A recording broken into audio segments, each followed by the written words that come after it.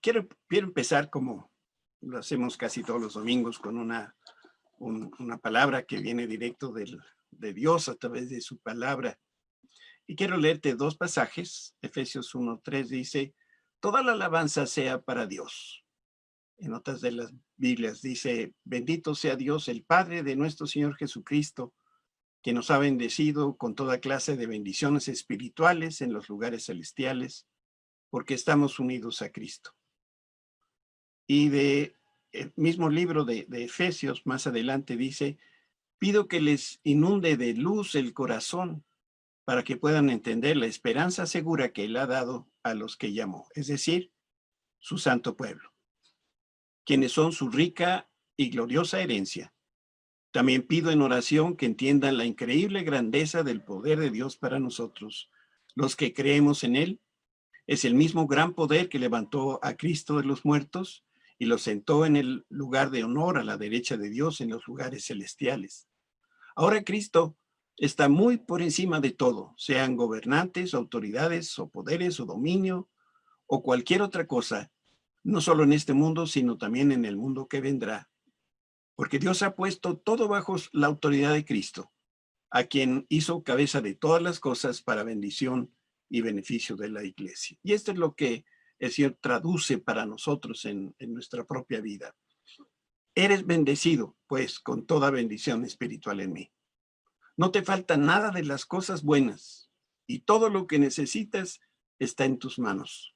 Así que ve qué es lo que hay en tus manos. Pero ahora ve con ojos frescos. Tus manos están llenas de armas de guerra, herramientas para construir, herramientas para demoler, plumas para escribir, redes para pescar, dones para sanar, llamas de fuego santificador y mucho más. Los nuevos odres rebosan, caen y salpican a todos los que te rodean. Con cada pequeño movimiento que haces, ve ahora todas estas cosas. Ahora están energizadas con mi amor y el poder del Espíritu Santo. Ponte a trabajar, ponte a trabajar. Yo estoy contigo en Cristo Jesús. Amén. Si ustedes pudieron advertirlo, en la semana pusimos un pequeño recordatorio de la plática de este domingo. Y en ella hicimos referencia a una nueva mentalidad.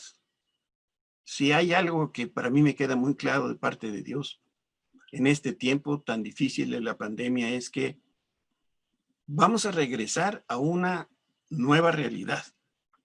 No será la misma realidad que nosotros vivíamos hasta antes de que se diera a conocer esta enfermedad.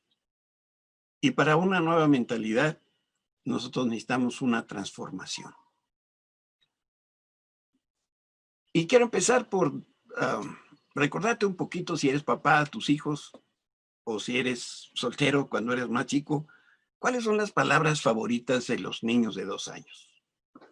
La más favorita de todas es no. Y le sigue inmediatamente yo, mío, y yo lo quiero. No es mi intención ofender a las criaturas, pero la persona que es adulta y sigue pensando en términos de yo, lo mío, yo lo quiero, bueno, lo que tiene es una mentalidad del desierto. Así les pasaba a los hebreos cuando salieron de la esclavitud de Egipto. Por eso en esta hora yo te invito a reflexionar y descubrir la importancia que tiene una nueva mentalidad para hacer frente a una nueva realidad, que es lo que ahora nosotros vamos a enfrentar en nuestro tiempo. Yo sé que no podemos interactuar, pero bueno, por fe voy a creer que lo vas a hacer. Repite, por favor, conmigo. Para enfrentar la nueva realidad, se necesita una nueva mentalidad. Te lo voy a repetir. Para enfrentar la nueva realidad, se necesita una nueva mentalidad. Y voy a empezar por tratar de separar dos palabras y ver la diferencia que existe entre pedir y ordenar. Por favor, toma nota que todo lo que el Señor hizo en los primeros 60 días después de que el Señor liberó a su pueblo de la esclavitud fue perfectamente intencional.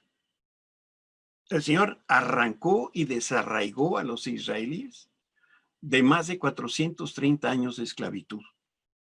Después el Señor destruyó al ejército más poderoso del planeta, que era Faraón y todos sus marines. Acto seguido, el Señor endulzó las aguas amargas de Mara. Ahí en el desierto de Sin, el Señor proveyó maná para los israelíes y se convirtió el maná en el alimento de todos los días durante 40 años. El Señor después extrajo agua de la roca de Horeb, hizo subir a Moisés al monte Sinaí y ahí le dio la ley. Y después de darle la ley, instruyó a Moisés a construir el tabernáculo de reunión. Y este es el centro de nuestra reflexión el día de hoy. El hecho que Dios diera una instrucción al pueblo para construir el tabernáculo de reunión. Te quiero decir algo. Por más poderosa y moderna que sea tu computadora, a veces estas cosas se pasman y no hay nada que puedas hacer más que apagarla y volverla a encender. Yo creo que un día la mente y el corazón del pueblo hebreo se les pasmó. ¿Sabes por qué? Mientras ellos fueron esclavos, les pasó de todo, como decía Keren al principio en la enseñanza.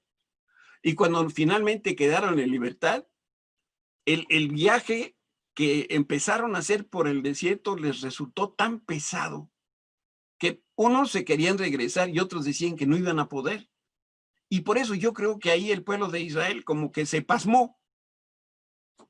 A mí me pasa que cuando visito a mi hijita allá en Texas, pues no hablo mucho inglés y el español se me empieza a olvidar y la gente cuando me habla yo me quedo como pasmado. No sé si soy hijo de Moctezuma o hijo de Washington. En esta pandemia, yo he platicado con muchas personas y hay un común denominador, como que nos sentimos pasmados por el futuro tan incierto y necesitamos que pase algo para podernos destrabar. Y algunos, de verdad, están patinando como un jeep en suelo lodoso y le aceleran, pero no avanza. Estamos muchos pasmados. Moisés estuvo 40 días en la cima del monte Sinaí y la ley fue el detonador que el Señor utilizó para empezar a despasmarlos y elevarlos también a una relación diferente y más profunda con su pueblo. Yo creo que es lo mismo para nosotros. En medio de la pandemia, esto nos tomó a todos por sorpresa y nos pasmó. Y ahora Dios quiere despasmarnos para que tú y yo nos elevemos nuestra relación se eleve a otro nivel superior al que nos encontrábamos.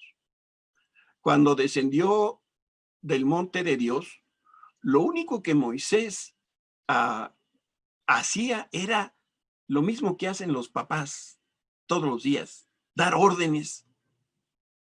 Moisés bajó del monte con instrucciones de Dios y todo el día se la pasaba diciendo, no puedes hacer esto, no puedes hacer lo otro, no robes, no veas a la vecina, no digas mentiras, trabaja 6 días, no trabajes el séptimo, no te inclines ante nadie ni ante nada, adora a Dios, que es el único Dios verdadero. Moisés bajó del Sinaí con una lista interminable de prohibiciones, de límites, de restricciones, que hacía que el pueblo estuviera muy, pero muy molesto. Y aquí es donde viene esta parte importantísima. Pero de pronto, Dios cambió el tono en la relación con su pueblo. Dios dejó de ordenar y pidió por primera vez algo sin exigir. ¿Y sabes para qué lo hizo? Para destrabar al pueblo de Israel. Vamos a leer una porción de la Escritura en 2 versiones.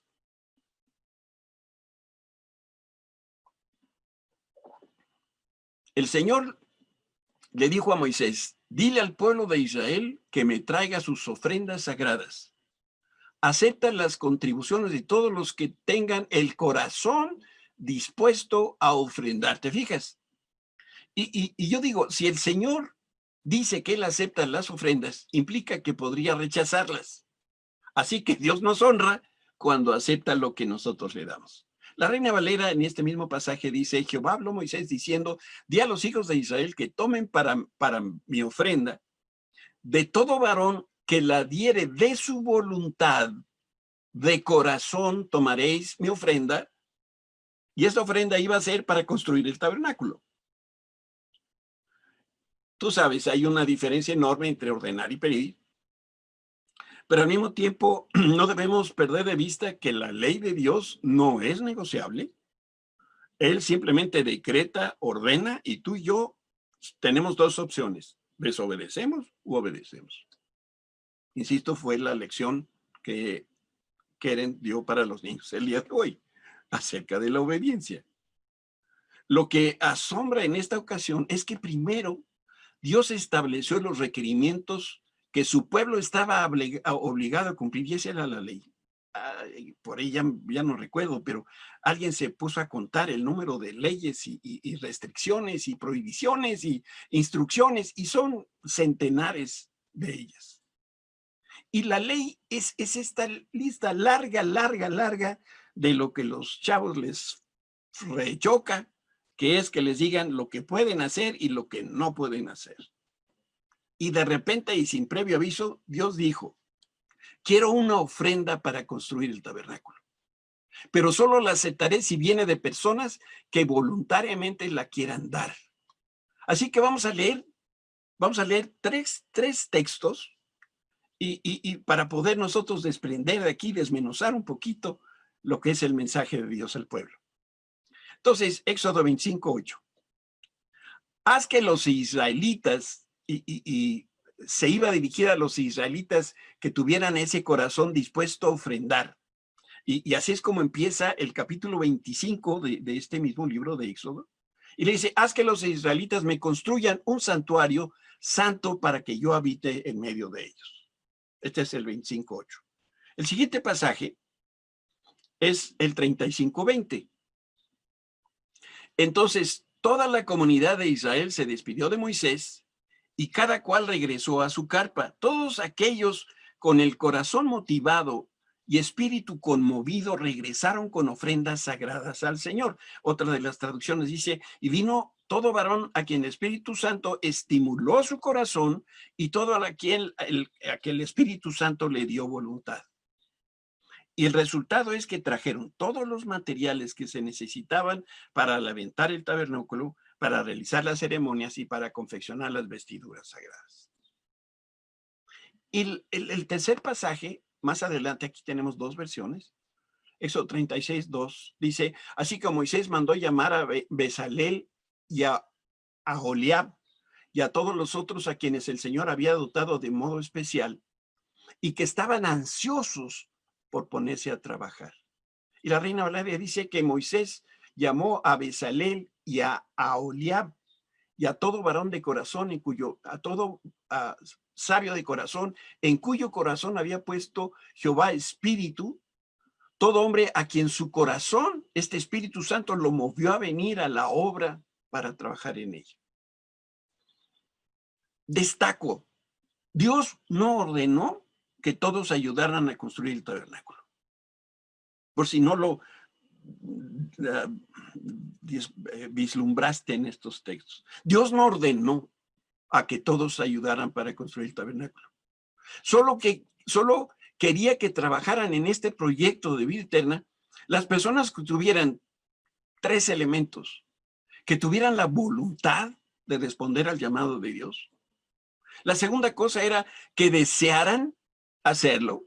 Y la tercera, que se comprometieran a trabajar, a servir con excelencia. ¿Sabes? Es lo mismo que Dios hizo cuando Gedeón peleó contra los madianitas. Estoy seguro que tú te acuerdas de esta historia. Dios dijo que los que no querían pelear porque tenían miedo, simple y sencillamente se regresaran a su casa. Y en el instante, 22,000 soldados de 32,000, que era el ejército, se fueron a su casa. Se vació el ejército cuando Dios les dijo, bueno, a través de Gedeón, el que quiera pelear. Así que casi el 70% del ejército le faltaba esa voluntad para responder al llamado de Dios. Dios conoce cómo es el hombre, cómo somos tú y yo. Si Dios hubiera pedido mi opinión, cosa que no tienen por qué hacerlo, yo le hubiera dicho, Señor, obliga a tu pueblo a construir el tabernáculo de reunión, que caramba. ¿Sabes por qué le diría yo al Señor eso? Porque de entrada los israelitas no estaban muy ocupados, que digamos. No tenían mucho que hacer cuando andaban en el desierto. La verdad de las cosas es que no hacían absolutamente nada. No tenían cosechas que levantar, ni grandes ganados que apacentar. La única tarea que tenían era despertar por la mañana, levantarse y recoger del suelo el desayuno que venía del cielo. Dime tú si no sería correcto que Dios le dijera, pues les ordeno construir el tabernáculo, y no estaban haciendo nada. Y una vez más, Dios muestra que su sabiduría es superior a la nuestra. Y Dios ordenó cumplir toda la ley, pero en lo que tenía que ver con el tabernáculo, en vez de ordenar, el Señor pidió. Te lo ejemplifico con las cosas que tú y yo vivimos. Esto es como ordenarle a mi hijo que tenga la cama tendida, que se cepille los dientes 3 veces, que no sea contestón, que tenga buena actitud, que haga todas sus tareas, pero en cuanto a la hora de llegar a la casa, yo le digo, hijo, a la hora que tú quieras. ¿Cómo? ¿Por qué Dios no ordenó, dio órdenes precisas que cubrieran todos los aspectos de la vida de su pueblo? ¿Por qué pidió que algunas cosas se hicieran de manera voluntaria? ¿Y por qué Dios continúa pidiendo cuando simplemente él podía ordenar y exigir? A esa pregunta no tengo la respuesta. Pero sí te puedo ofrecer un consejo. Nunca pierdas de vista que Dios, uno de los nombres de Dios es Adonai, el Señor soberano, y Él puede mandar a cualquier persona que haga lo que Él quiera, porque Dios no negocia, Él sencillamente ordena y punto. Pero al mismo tiempo, lo triste y lo dramático es que a pesar de que la orden o la petición viene directamente de Dios, al final del día, cada persona decide si le obedece o no le obedece. Porque en la práctica el hombre no responde mejor cuando el Señor ordena, ni tampoco responde mejor que cuando el Señor pide que hagamos algo de manera voluntaria. Yo no sé si recuerdas la historia del becerro de oro. No sé cuántas veces el Señor ordenó no adorar otros dioses. Sin embargo, el pueblo decidió inclinarse a una figura elaborada con sus propias manos, y esto lo hizo durante muchas ocasiones. Te quiero llevar a través del cronograma del viaje de Israel, desde que salieron de Egipto hasta que regresaron los 12 exploradores de Canaán. Y quiero que observes en qué ocuparon el mayor tiempo de este periodo. Quiero pedirte que sigas con tus ojos la numeración de este cronograma para que no te pierdas. El número 1 dice, salieron de Egipto. Y eso lo hicieron el día 15 del primer mes. Y luego nos vamos para abajo. La segunda cosa que hicieron fue cruzar el Mar Rojo. Lo tercero es que 3 días después de salir de Egipto, ellos se enfrentaron ante la necesidad de cruzar el mar, y eso es el evento que conocemos como el agua de Mara, y sucede en la región de los 7 estanques de agua, de las 7 palmeras en At Elim. Número 4 está abajo, y ahora el agua de la roca de Horeb, por instrucción de Dios, el pueblo se moría de hambre, y de una roca Moisés, bueno, Dios a través de Moisés hizo salir agua. 5 está arriba. El mes 3 o tercero, el día 4, Moisés recibe la ley en el monte Sinaí. Ahí bajamos. Lo que siguió después inmediatamente fue que Aarón hizo el becerro de oro. A mismo abajo, Moisés regresa al monte por más leyes, porque Moisés hizo berrinche, ¿se acuerdan? Quebró las tablas de la ley y ahora tenía que subir y ahora él tuvo que escribirlas. Moisés en ese periodo está 50 días y a partir de ahí Dios le dice, construye el tabernáculo con aquellas personas que lo quieran hacer de manera voluntaria y empieza un proceso que más o menos son 6 meses en donde se construye el tabernáculo, y después vamos al número 8 que está arriba, termina la construcción del tabernáculo el primer día del primer mes del segundo año de cuando ellos salieron de Egipto. Lo que sigue es el punto 9, donde los exploradores son enviados por Moisés para ver cómo estaba el Canaán, la tierra prometida, y número 10, y por eso está ahí en rojo, si ellos hubieran confiado en el Señor, hubieran podido entrar a la tierra prometida. Sin embargo, si te acuerdas tú y eres bueno para los números, poquito menos de 38 años anduvieron dando vueltas por el desierto mientras Dios trataba con su pueblo. Así que estos primeros eventos ocurren en un año, 2 meses y 25 días del calendario hebreo, que no es igual que nuestro propio calendario en cuanto al número de días, etc. Entonces, después de terminar la construcción del tabernáculo, Moisés envió a los exploradores a investigar la condición en la que se encontraba la tierra prometida. Y cada evento sucedió en un orden específico, y como lo primero es lo primero, Dios necesitaba que su gente primero terminara el tabernáculo. Y ahí es donde yo quiero dejar en tu corazón el mensaje de esta mañana. Porque este es un principio fundamental del reino de Dios. Primero debemos construir la casa del Señor y después vamos a poder construir nuestra propia casa. Este es el orden correcto de todas las cosas que tienen que ver con nuestra vida. Primero, Dios. Primeramente, el reino de Dios y su justicia. Si Israel quería disfrutar de la tierra prometida, primero debía construir la casa de Dios. Si tú en este momento difícil económicamente te sientes ahogado o no te sientes ahogado, te sientes con una inquietud de no saber qué sigue, no sabes si te lo gastas o no lo gastas o qué hacer con tus ingresos, recuerda, primero construir la casa de Dios y después está tu casa. Y para resolver esta mentalidad del desierto, del pueblo de Israel, tenemos que revisar la manera como pensamos acerca del trabajo. ¿Sabes? El esclavo trabaja un día y el otro también, pero trabaja con la mentalidad servil, una mentalidad de sirviente. No trabaja con orgullo, no le gusta trabajar. Punto. Es esclavo y trabaja porque tiene que trabajar. Trabaja porque si no trabaja no come.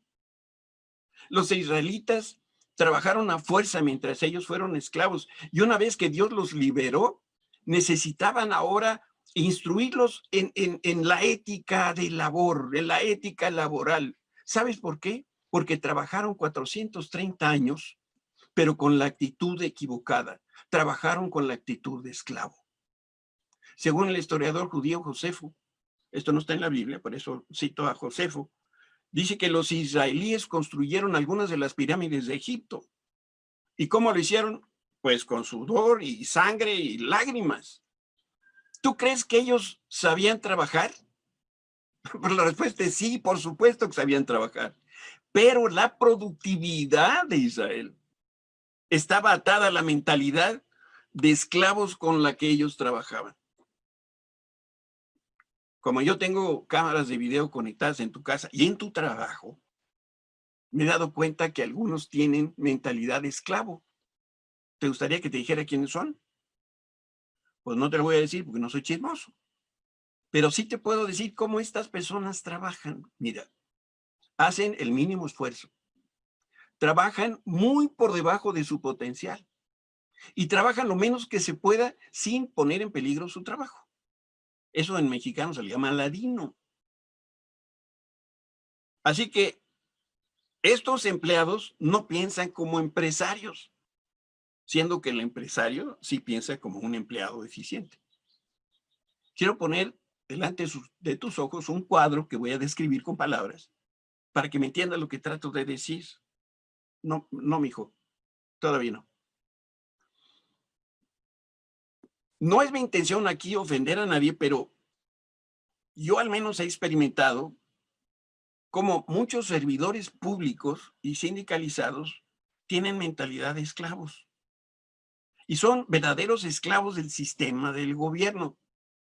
A muchos de los que yo me he topado en estos lugares donde he tenido que hacer trámites o pagos o ido a buscar a alguna persona por alguna situación, muchos de estas personas nada los motiva a trabajar más, ni nada los motiva a trabajar con excelencia, y la eficiencia ni la conocen. No se esfuerzan para ganar una promoción. Ellos están confiando que va a llegar por antigüedad.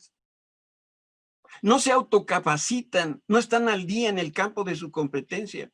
Sencillamente viven de la extorsión, viven de aparentar que están trabajando cuando en realidad no trabajan. Durante más de 25 años estuve en la iniciativa privada y te puedo decir algo. Muy pocas empresas privadas contratarían a un empleado de gobierno donde allí adquirió su experiencia. Por eso en este momento recordar un poquito de José pudiera resultar estimulante. Y sobre todo que veamos este ejemplo a la luz de lo que tenemos en esta nueva realidad. José era un esclavo judío, pero tenía la virtud de automotivarse en su trabajo. Trabajaba tan duro como cualquier otro esclavo judío, pero además todo lo hacía con excelencia. Mucho antes de su tiempo, José encontró una joya que los demás judíos debían descubrir, y esa es la actitud correcta hacia el trabajo. Y es lo que nosotros debemos aprender. Si queremos disfrutar de una vida llena de bendiciones, debemos tener la actitud correcta hacia el trabajo. Claro, si de plano no trabajas, bueno, compadre, estás, pero grave de gravedad. Te quiero leer cómo es que el Espíritu Santo describe a José. Y te quiero pedir que leamos Génesis 41:37.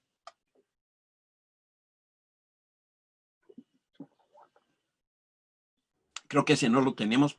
No lo tengo en pantalla. No, perdón, yo lo omití. Te lo voy a leer. Las sugerencias de José fueron bien recibidas por Faraón y sus funcionarios. Entonces el Faraón preguntó a sus funcionarios, ¿acaso encontraremos a alguien como este hombre tan claramente lleno del Espíritu de Dios? Así que Faraón le dijo a José, como Dios te ha revelado el significado de tus sueños a ti, es obvio que no hay nadie más sabio e inteligente que tú. Quedarás a cargo de mi palacio y toda mi gente recibirá órdenes de ti. Solo yo, sentado en mi trono, tendré un rango superior al tuyo. Y otra serie de frases que la Biblia tiene, que fueron dichas por Potifar, otra autoridad, otro jefe de José, que era jefe de la guardia egipcia. Y si a él hubiera escrito una carta de recomendación a José, te voy a decir qué frases vendrían incluidas en su carta. Potifar se dio cuenta que el Señor estaba con José y le daba éxito en todo lo que hacía mientras servía en la casa de su amo egipcio. Potifar pronto nombró a José su asistente personal. Lo puso a cargo de toda su casa y de todas sus posesiones. Desde el día en que José quedó encargado de la casa y de las propiedades de su amo, el Señor comenzó a bendecir la casa de Potifar por causa de José. Todos los asuntos de la casa marchaban bien y las cosechas y los animales prosperaban. Con José a cargo, Potifar no se preocupaba de nada excepto de comer. Eso es lo que dice la Escritura. Gracias al favor y a la gracia que Dios le dio, gracias a esa mentalidad que José tenía con respecto al trabajo y gracias a la excelencia de su trabajo, porque no solamente un concepto mental, José se convirtió en el primer ministro del país más poderoso del planeta. Y además probó ser un estadista y un líder brillante. ¿Sabes? José era un esclavo, no dejó de ser esclavo mientras estuvo en Egipto, pero tenía la mentalidad de gobernante. Era un empleado con la mentalidad de empresario. Los israelitas que recientemente habían sido liberados tenían ese llamado a ser gobernantes, pero ellos tenían la mentalidad de esclavos. Te quiero llevar a supervuelo de pájaro para recordarte las fiestas de Israel, porque quiero tomar una de ellas. Este es el calendario de las fiestas anuales de Israel. Ahora sí, hijo, por favor. Ahí estás viendo tú 7 fiestas: la Pascua, panes sin levadura, primicias o primeros frutos, las semanas, las trompetas, el día del perdón y la fiesta de los tabernáculos. Ahí estás viendo el año, el mes, el día en que se celebraba en el calendario de Israel. Y la siguiente lámina nos habla de otras fiestas, que son las fiestas sagradas de Israel. Y ahí está el Sabbat, que es el día de descanso, el año sabático, que era cada 7 años, el año de jubileo, que era cada 50 años, la luna nueva, la dedicación y el Purim. En un tiempo de transición en la historia de Israel, se celebró la fiesta de los tabernáculos. Y esta fiesta judía era la tercera más importante del calendario anual, y también se le llama la fiesta de la cosecha o de la recolección. Y la celebración duraba 8 días, y durante ese tiempo se ofrecían sacrificios y la gente abandonaba sus casas, y durante esos 8 días vivía en tiendas de campaña o en casas hechas con ramas o enramadas.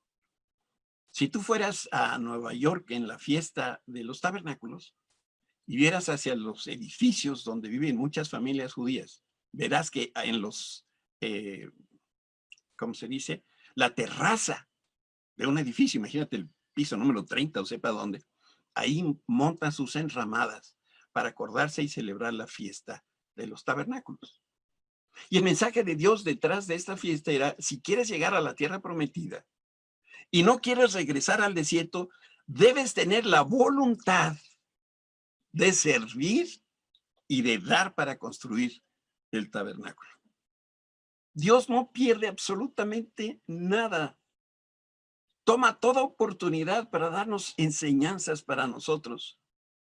Yo sé que tú sabes que hay una diferencia abismal entre hacer las cosas por obligación y hacerlas de voluntad propia.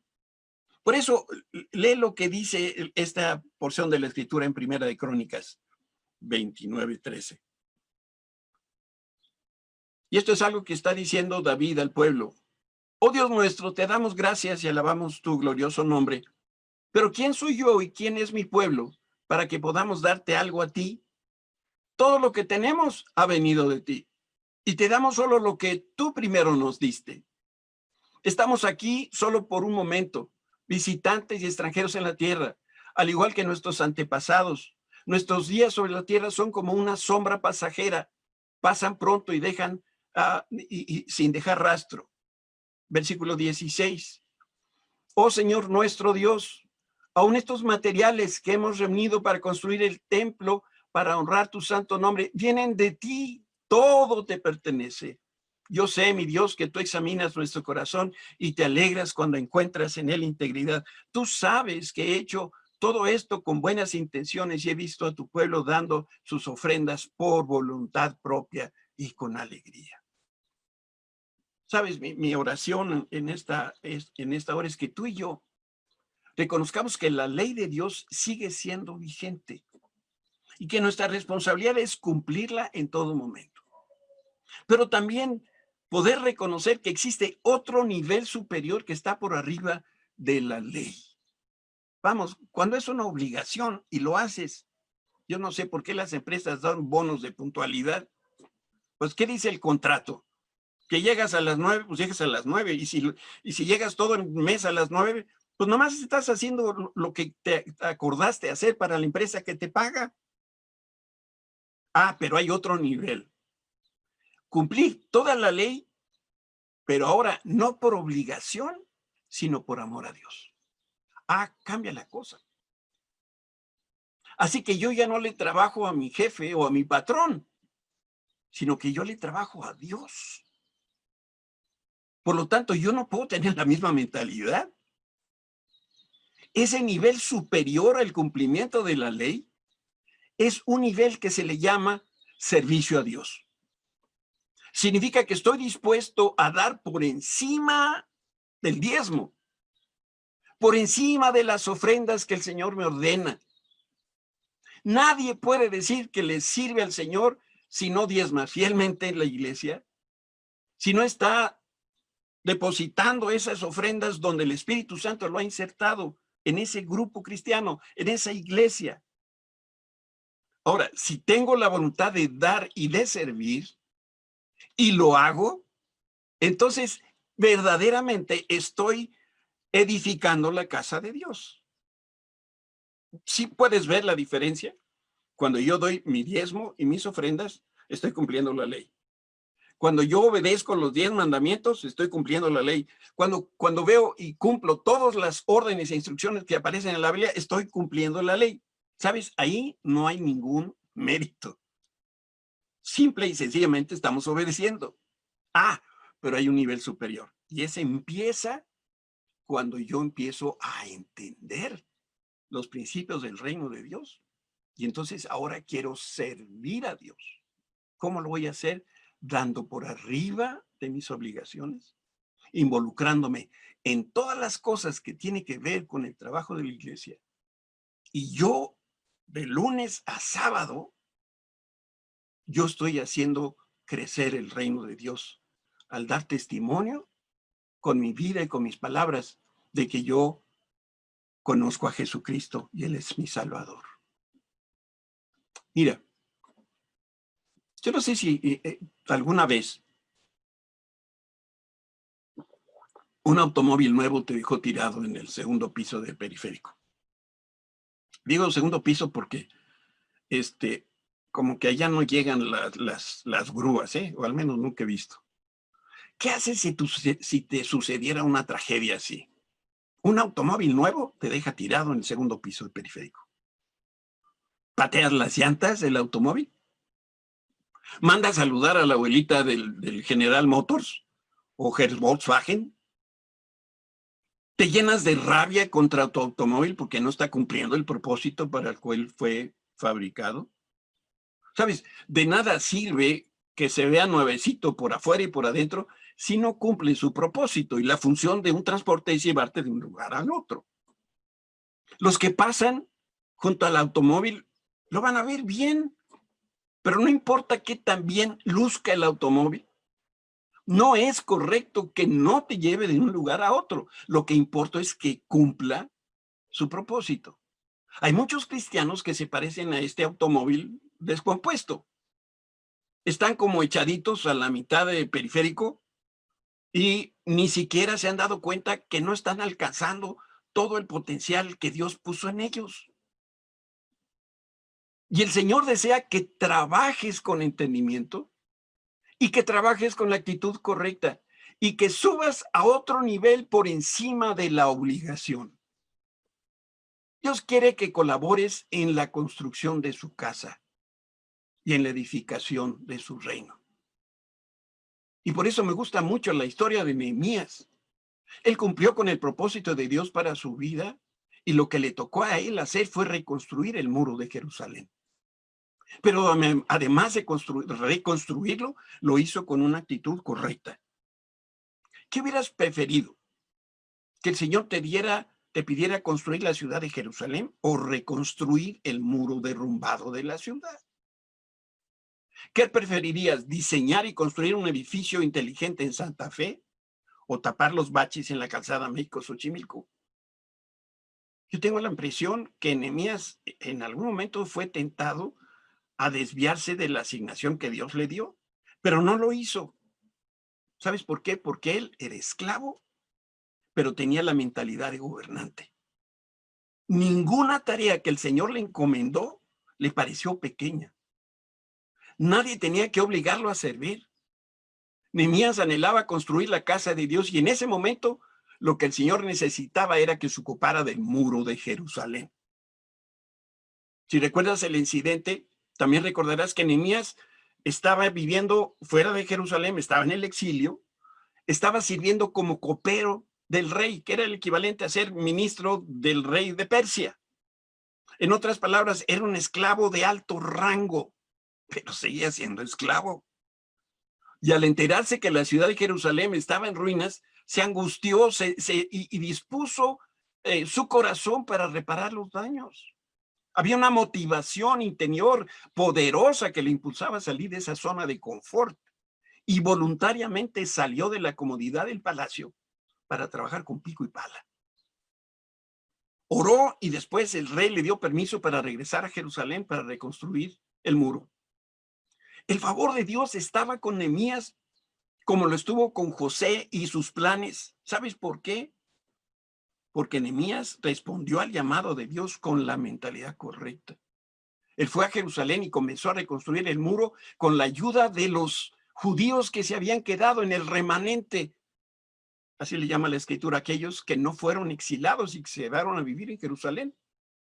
¿Y en qué consistió el paquete de compensaciones que Dios le ofrecía a Nehemías y a las personas que trabajaban en la reconstrucción del muro de Jerusalén? Me da mucho gusto que me hagas esa pregunta que yo la hice.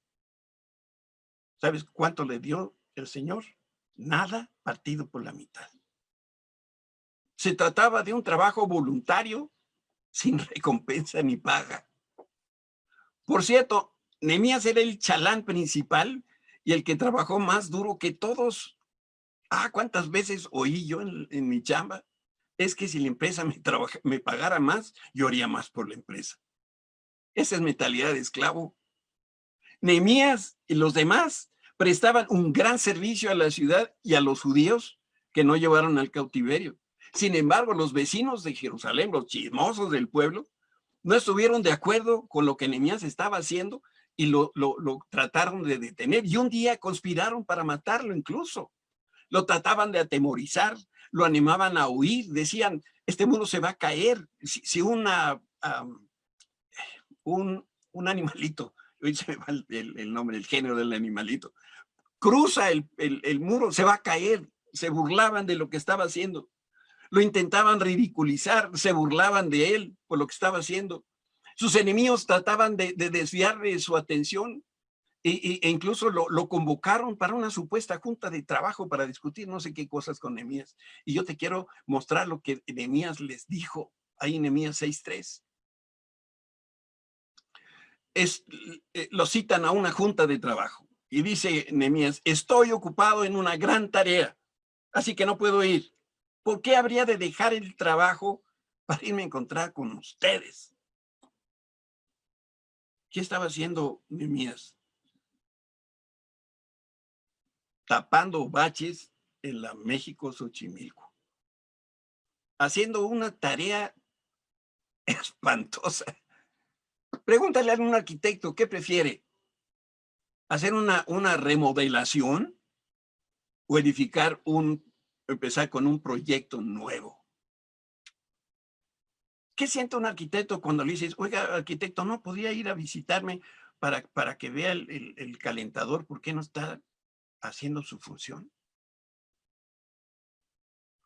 Para Nehemías, lo que Dios le pidió era una gran tarea. Aunque solamente era una chambita de reparación. Y no olvides, Dios no obligó a Nehemías a ir. Él solamente le pidió. Nehemías era un esclavo con mentalidad de gobernante. Yo quiero dejar en tu corazón esta enseñanza. Tú y yo tenemos un llamado de Dios. Pero no vamos a poder alcanzar nuestra meta si no cambiamos nuestra manera de pensar en relación a nuestro trabajo. Primero, debemos construir la casa de Dios. Y después, vamos a poder construir nuestra propia casa. Ese es el orden. Como ocurrió con Israel, no podremos entrar a la tierra prometida si primero no construimos la casa de Dios. Un momento en donde el pueblo de Israel veía con cierto disgusto que la casa de Dios, porque no fue el único momento en que se dio, la casa de Dios estaba abandonada. Habla de cómo la madera de las casas particulares era 1000 veces mejor que la madera que se usó para el templo. Dios quiere que primero pongas el reino de Dios. Primero pongas a Dios y después tu casa, después tus necesidades. Si tú obedeces y respondes a lo que Dios te está pidiendo, lo que tú vas a encontrar en esta pandemia es una nueva mentalidad. Y cuando te vean en esa empresa nueva o ese negocio que tú pones o ese servicio que tú prestas, la gente te va a decir, como dijeron de José, no cabe ninguna duda que Dios está con él y lo que él hace, las cosas que sus manos tocan, Dios las prospera. ¿Por qué? ¿Porque Nehemías era muy bueno? ¿Porque José era muy bueno? No, porque tenían la actitud correcta. Ellos trabajaban para Dios, para construir primero su casa y después la propia. Ahí en tu lugar, si cierras los ojos para no distraerte, yo quiero orar por ti. Y lo que yo le quiero pedir al Señor es que te dé una nueva mentalidad, que me dé a mí una nueva mentalidad. Señor, te alabamos y te bendecimos.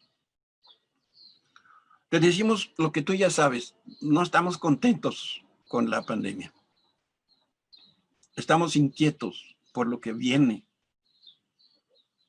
Lo que escuchamos son noticias horrendas que hablan de un panorama tristísimo.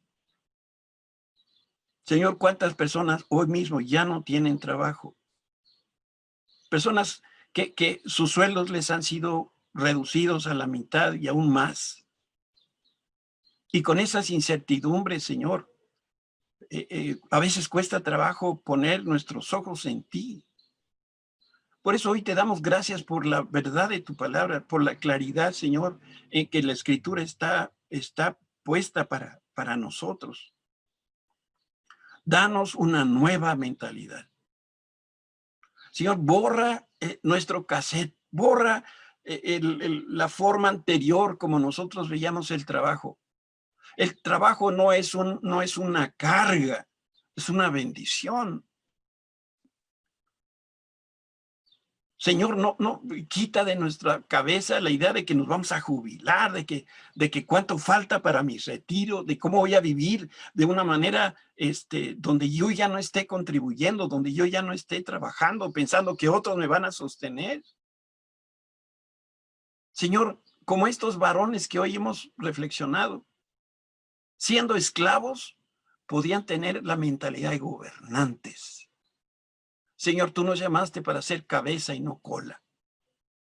Y lo que nos ha fallado en el pasado es que hemos trabajado con la mentalidad equivocada. Siendo empleados, nos sentimos empleados y no empresarios. Y tú quieres levantar una nueva generación de trabajadores cristianos con mentalidad de gobernantes, de reyes. Señor, imprime esto en nuestros corazones para que verdaderamente a partir de hoy busquemos primeramente el reino de Dios y su justicia. Y entonces podremos trabajar en la construcción de nuestra casa. Te alabamos, Señor, en el nombre de Cristo Jesús. Amén.